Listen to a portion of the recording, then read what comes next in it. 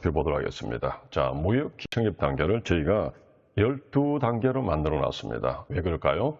수출이 그만큼 쉽지가 않다고 말씀을 드리는 겁니다. 그 중에서 1번부터 4번 단계인 이 단계까지는 셀러 혼자서 하시는 거라 부릅니다.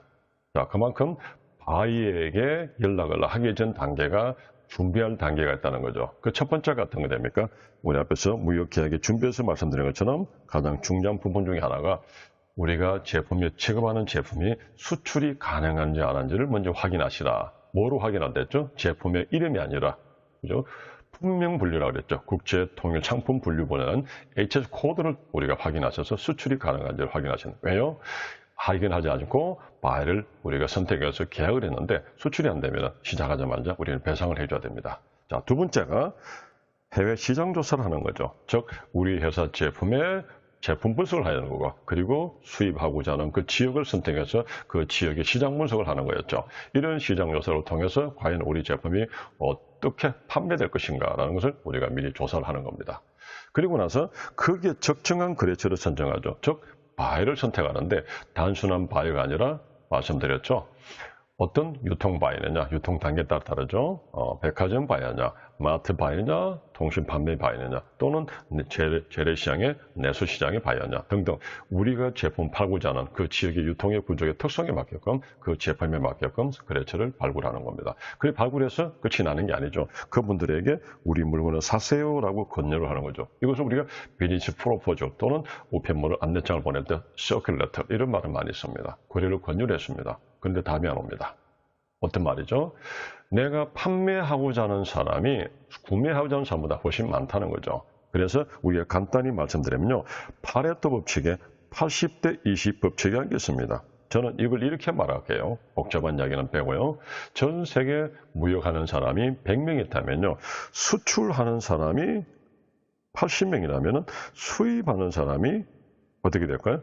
한 20명 정도 된다. 그 말은 수출자가 훨씬 많다는 거죠. 그러다 보니 아무래도 시장은 구매자 시장으로 흘러간다고 말씀드릴 수가 있습니다. 바이어 시장이라는 거죠. 그래서 만만히 바이어가 있어도요. 해외에서 수출자가 수많은 사람들이 자기들 물건을 구매하라고 메일을 보내겠죠. 또 우편물을 안내장을 보내겠죠. 그러니 그런 거래 권유를 통해서 내가 정작 필요하지 않을 때는요. 응하지 않습니다. 다른 말로 하면 이제 여러분들이 한 100여 군데 메일을 보냈습니다. 판매 제의를 하기 위해서. 구매 제의를 하겠어? 그러면 어떻게 답이 올까요? 아마 제 생각에 2, 3% 채 되지 않지 않겠나라고 생각합니다. 그만큼 쉽지가 않다는 거죠. 그래서 여러분들이 이렇게 에듀 코드를 찾고 시장 조사를 하고 거래처 선정을 했는데 불구하고 거래 권유를 해보니까 잘 안 온다. 그럼 뭔가 문제가 있겠죠. 거래 권유에 대해서 어떻게 할 것인가. 그런 내용들은 또 뒤에서 조금 더 다뤄보도록 하겠습니다. 자, 그런데 거래 권유를 했다고 전제해서 만약의 경우에 저희가 상품 조회와 가격 조회를 두 개를 따로 분류를 해봤습니다. 이게 어떤 이야기냐면요. 제가 이런 예를 들어볼게요. 혹시 여러분들이 마트를 가십니다.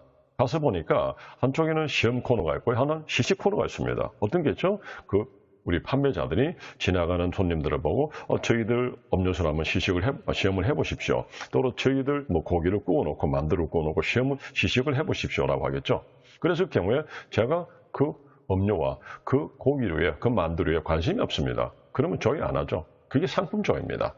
마찬가지로 바이어가 이미 그 제품에 대해서 추가적으로 내가 구매할 의도가 없다든지 아직 그런 제품을 내가 구매할 어떤 계획 단계가 아니라면 아예 답을 안 하겠죠. 그럼 상품 조회를 하지 않습니다. 그래서 제가 1, 2, 3, 4번은 셀러 혼자 사는 것이다 라고 말씀드린 거죠. 자, 그런데 마트에 가셔서 마침 우리가 소고기를 좀 필요합니다. 만두를 좀 필요합니다. 그러면 시식 코너에서 맛을 보겠죠. 그러면 그것이 맛이 있는지 없는지 조사를 하겠죠. 그걸 뭐랍니까? 그 제품의 조회다, 상품 조회라 말씀드릴 수 있습니다. 그런데 맛을 보니까 별로 내 입맛이 맞지가 않습니다. 그래서 그렇게 자기가 선전한 만큼 그렇게 좋아 보이지가 않습니다. 그러면 어떻게 될까요? 그냥 가버려요. 그죠? 묻지도 않고 가버립니다. 잘 먹었다 소리도 안 하죠. 그러면 판매자는 좀 머쓱하죠. 그러나 만약에 그 제품 값이 뭡니까? 맛이 좀 괜찮다. 라면 한번 묻겠죠. 그러면 이거 얼마나 해요? 어떻게 팔아요? 뭐 흔히 말해서 한 봉지 얼마입니까? 키로에 얼마입니까? 라고 묻겠죠. 이게 가격 조회입니다.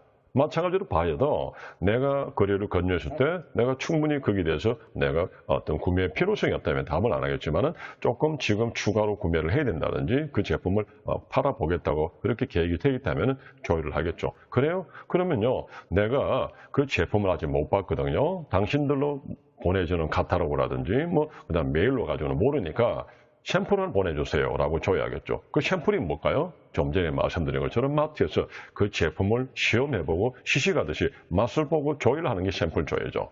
그렇게 샘플을 보내줍니다. 그럴 때 샘플을 어떻게 보내줘야 되는지, 그리고 샘플비를 발송 비용이 있죠. 이런 것도 어떻게 해야 될지를 뒤에서 또 계약 파트에서 조금 다뤄보겠습니다. 자, 그렇게 샘플을 주고받았더니 그분이 그 샘플을 테스트해보고 마음에 안 들어요. 그럼 연락이 없습니다.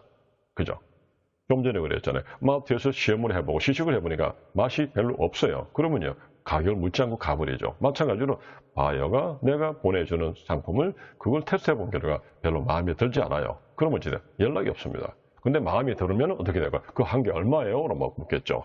그럴 때 그 한 개 얼마예요? 라고 묻는 데서 마트에서 판매하는 것처럼 한 봉지 100원입니다. 한 개당 1,000원입니다. 라고 말할 수는 없죠. 왜? 우리는 그렇게 할 때 소비자를 상대할 때는 한두 개를 쓰지만요.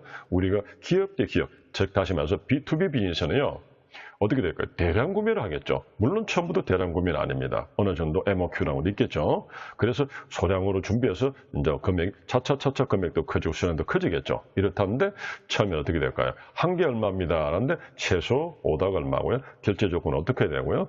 선정했을 때 우리가 선적 기간 얼마나 됩니다. 이런 내용을 전해줘야 되겠죠. 왜? 그냥 마주보고 한두 개 샘플을 파는 소비자와 거래가 아니기 때문에. 그래서 그런 가격 조율이 왔을 때 하는 것이 뭐다고요? 바로 청약이라는 겁니다. 청약이라는 것은 말 그대로 청약을 내가 한다는 거죠. 청약이 뭘까요? 이런 조건으로 저희는 팔겠습니다. 왜? 상대가 그 가격 조율을 해봤으니까요. 그러면요, 저희가요, 이 A라는 제품을요, 최소 수량은 얼마고요, 가격은 한 개당 얼마고요, 그리고 그게 결제 조건 어떻게 되고요, 선정은 어떻게 됩니다. 라고 그런 내용들을 이런 조건으로 팔겠습니다. 라는 그런 어떤 문서를 보내주고 청약이라고 합니다. 그런 종이를 청약서다, 오파시터라고 부르죠. 청약서를 받았습니다. 받았는데 바이가 보니까 내가 생각하는 만큼의 그 수량을 좀 벗어났고요. 가격 조건도 벗어났고 납기 조건도 벗어났습니다. 그럼 어떻게 할까요? 상대가 그거 말고 반대 청약이 뭘까요? 조금 가격을 낮추면 안 될까요? 또 수량을 좀 줄이면 안 될까요? 자기 의견을 제시하겠죠. 그게 반대 청약입니다. 그러면 너무 낮춰버리면 셀러 입장에서는 판매할 때 좀 부담스럽겠죠. 그러면 그 가격이 서로 수량이, 결제 조건이, 운송 조건이 서로 합의될 때까지 몇 차례 주고받겠죠. 그래서 반대 청약 한 번 받는 것이 여러 번 주고받을 수 있습니다. 이게 협상이죠. 그리고 나서 최종적으로 서로가 합의를 받습니다. 그래요. 개당 100원에 500개를 기본으로 해서 현금 거래를 합시다. 그리고 선적 기간은 30일 합시다. 라고 정했다면 확정이 됩니다. 그 확정이랑 좀 구두로 하지 마시고 뭐라 했나? 그 내가 보냈던 그 청약서에 그럼 하겠다고 성락을 한다는 거죠. 그 성락이 사인을 하라는 겁니다. 자, 여기까지 했을 때 우리가 지금 하나 보시면요. 계약을 바로 갈 거냐 아니면은 뭔가 다른 방도가 있느냐. 그래서 저희는 거기서 신용조회라고 제가 체크를 해놨습니다. 이 신용조회가 뭐냐면요. 소량으로 검사했을 경우는요. 서로 주고받고 계약했을 때는요. 신용조회를 건너뛰고 다음에 할 수도 있겠지만 어느 정도 물량이 좀 확보되고 금액이 커지면요. 상대가 제대로 결제를 해줄 것인가 수입자가 또 수출자는요. 상대가 제대로 물건을 공급해 줄 것인가 서로 의문스럽죠. 왜 그럴까요? 서로 아직 얼굴도 못 봤습니다. 그리고 서로가 서로 회사를 찾아가서 공장을 확인하고 사무실을 확인한 게 아니죠. 왜요? 요즘은 다들 인터넷으로 비대면으로 우리 전자적 거래를 많이 합니다. 그러다 보니 아직 서로 확인을 못한 상태에서 막연하게 서로가 믿고 큰 거래를 할 수가 없겠죠. 그래서 서로가 서로에 대한 조회가 필요한 겁니다. 그걸 뭐라 그러죠? 우리가 신용조회다. 상당히 가면 갈수록 중요한 부분이 됩니다. 이 부분에 대해 신용조회는 뒤에서 좀 다루도록 하겠습니다. 그래서 신용조회를 먼저 하고 계약을 할 것인가? 그러면 신용조회를 나중에 할 것인가? 이런 문제가 생기겠죠. 자, 그러면은 저희는 이렇게 말씀드릴게요. 만약에 우리 계약이 조금 금액이 크다면요. 미리 신용조회를 하시고요. 조금 작다면요. 다음 기회에 신용조회를 하셔도 좋다는 거죠. 항상 그래라 하는 건 아닙니다. 왜? 그 신용조회 기간이라든지 비용이 그렇게 만만치가 않습니다. 자, 예를 들어서요. 보통 신용조회를 하시면요. 일반 우리 회사에다가 신용조회를 전문기관 하면은 보통 한 30만 원, 50만 원, 수백만 원 이렇게 갈 수도 있겠죠. 자, 그리고 기간은요. 보통 3, 4주가 흘러갑니다. 그러면 우리가 이렇게 서로 간에 청약을 주고받고 가격을 합의해서 승낙까지 했는데 한 3, 4주 기다려주세요. 당신 신용조회 해보고 나중에 당신이 믿을만하면 내가 계약하고 물건 보내주겠습니다. 그러면 성금을 보내주세요. 라고 하면 상대가 기분이 그렇게 썩 좋지는 않겠죠. 그런데 단위가 좀 커요. 그럼 서로도 서로 간에 셀러는 셀러대로 바이는 바이대로 제대로 돈을 받을 것인가 제대로 물건을 받을 것인가 서로 불안하지 않습니까? 그럴 때는 신용조회 3, 4주 기다리도 서로 간에 좀 용인이 되고 묵인이 됩니다. 자, 그런데 무리하게 처음부터 아주 소량의 금액, 2, 30만 원, 예를 들어서 1, 2만원 단위면 좀 커지겠지만 이런 단위를 가지고 미리 신용조회를 하겠는데 3, 4주 기다려주세요. 그럼 상대가 상당히 조금 불쾌하겠죠. 이걸 어떻게 잘 피해가서 잘 서로 간에 협의를 할 것인가도 하나 우리가 고려할 부분이라고 생각됩니다. 자, 그래서 신용조회를 했다고 전제하에 그 다음에 계약을 체결합니다. 그런데 이렇게 했잖아요. 앞에서 우리가 청약을 했죠. 청약을 했는데 왜 또 계약을 합니까? 이 이야기가 나올 겁니다. 그럼 청약이라는 건 좀 전에 제가 간단히 이렇게 말씀드렸죠. 그 물건이 어떤 물건인지, 몇 개나 사고 파는지, 한 개는 얼마나 되는지, 가격은 결제는 어떻게 할 건지, 선정은 어떻게 할 것인가 이런 이야기만 나왔죠. 그런데 만약의 경우에 그 물건이 서로가 샘플만큼의 품질이 떨어진다든지 또는 결제가 늦어진다든지 또는 어떻게 여러 가지 선적이 늦어진다든지 그러면 서로가 어떻게 될까요? 서로에게 컴플레인 한다든지 클레임을 제기하겠죠. 그런데 청약서는 그런 말이 없습니다. 그래서 그런 경우에 만약에 분쟁이 생겼을 때 그 해결을 위해서 뭐가 필요할까요? 해결 방안을 별도로 마련하셔야 됩니다. 그것을 우리가 크게 일러서 우리는 무역계약이라고 하는 겁니다. 그래서 저는 앞으로요, 조금 크게 별표를 쳐볼게요.